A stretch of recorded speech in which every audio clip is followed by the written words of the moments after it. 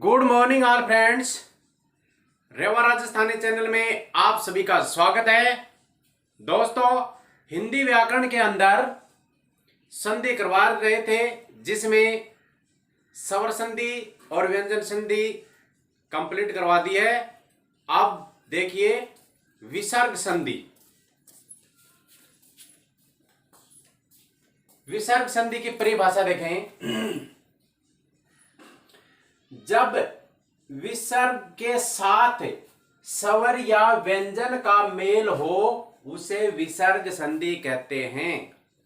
यानी कि विसर्ग के बाद में या तो स्वर हो या व्यंजन हो और उसमें जो विकार उत्पन्न होता है उसे हम विसर्ग संधि कहते हैं। विसर्ग संधि के जो नियम हैं उनमें पहला नियम देखिए।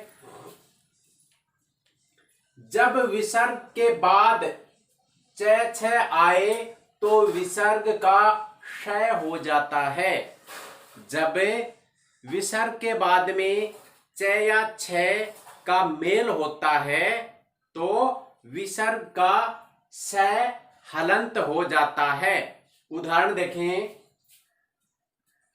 नी जमा चय बराबर निश्चय, यानी कि विसर्ग है ये हट जाता है और विसर्ग की जगह है स हलंत का आगमन होता है। दू जमा चरित्र बराबर दुश्चरित्र। नी जमा छल बराबर निश्छल। तप जमा चर्या बराबर तपश्चर्या। हरि जमा चंद्र बराबर हरिश्चंद्र। तो इन उदाहरणों के अंदर विसर्ग के स्थान पर श का आगमन हो जाता है और विसर्ग हट जाता है। दूसरा नियम देखें। जब विसर्ग के बाद श आए तो विसर्ग का श हलंत हो जाता है। जब विसर्ग के बाद में तालव्यस्कार से आता है तो विसर्ग का तालव्यस्कार से हलंत हो जाता है। उदाहरण देखें। दू जमा शासन बराबर दुशासन, यानी कि विसर्ग हट गई और से हलंत का आगमन हो गया। नी जमा शुल्क बराबर निःशुल्क। नी जमा श्वास बराबर निःश्वास। नी जमा शंक बराबर निशंक। तीसरा नियम देखें। जब विसर्ग के बाद टे ठे श आए तो विसर्ग का क्षय हो जाता है। जब विसर्ग के बाद में टे ठे और मूर्धन्य से आता है तो विसर्ग का मूर्धन्य से हलंत हो जाता है। धनु जमा टंकार बराबर धनुष टंकार, यानी कि ये विसर्ग हट गया और विसर्ग की जगह है मूर्धन्य से हलंत हो गया। चतु जमा टीका बराबर चतुष्टीका। चतु जमा षष्ठी बराबर चतुष्षष्ठी। अगला नियम देखें। जब विसर्ग से पहले ए आ के अतिरिक्त स्वर हो, यानी कि विसर्ग से पहले ए आ को छोड़कर बाकी कोई भी स्वर हो तथा बाद में कै ख पै फै हो तो विसर्ग का मूर्धन्य से हलंत हो जाता है। दू जमा कर,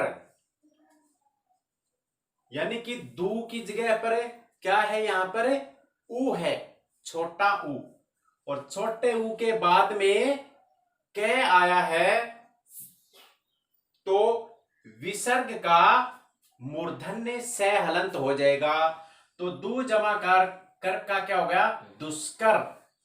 नी जमा कलंक बराबर निष्कलंक। आवी जमा कार बराबर आविष्कार। नी जमा फल बराबर निष्फल। नी जमा काम बराबर निष्काम। पांचवा नियम देखें, जब विसर्ग से पहले ए आ हो। ऊपर वाले नियम में विसर्ग से पहले ए आ को छोड़कर कोई स्वर हो, लेकिन इस नियम में विसर्ग के से पहले ए आ हो और विसर्ग के बाद कै खे पे फे हो तो विसर्ग बना रहेगा। अगर ए आ आता है विसर्ग से पहले तो उस स्थिति में संधि करने पर विसर्ग बना रहेगा या फिर वाक्य यानी कि दोनों शब्द जो के त्यों लिखे जाएंगे।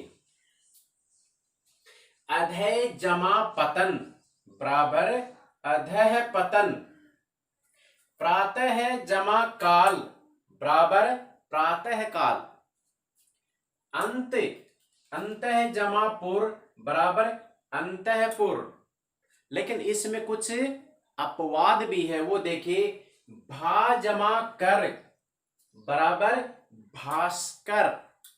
लेकिन इस नियम के हिसाब से ये स का आगमन नहीं होना चाहिए था, लेकिन कुछ अपवाद स्वरूप शब्द भी होते हैं। नमे जमा कार बराबर नमस्कार। छठा नियम देखिए, जब विसर्ग के बाद तैथे आए तो विसर्ग का दंतेस्कार से हलंत हो जाता है। जब विसर्ग के बाद तैथे हो तो विसर्ग का क्षय हो जाता है। देखें, दू जमा तर बराबर दुस्तर। निह जमा ताप बराबर निस्ताप। निह जमा तेज बराबर निस्तेज। नमे जमा ते बराबर नमस्ते। और मने जमा ताप बराबर मनस्ताप। दोस्तों, विसर्ग संधि के बचे हुए नियम देखने के लिए अगला वीडियो जरूर देखें। विसर्ग संधि का पहला भाग यहीं समाप्त होता है। धन्यवाद। जय भीम, जय भारत।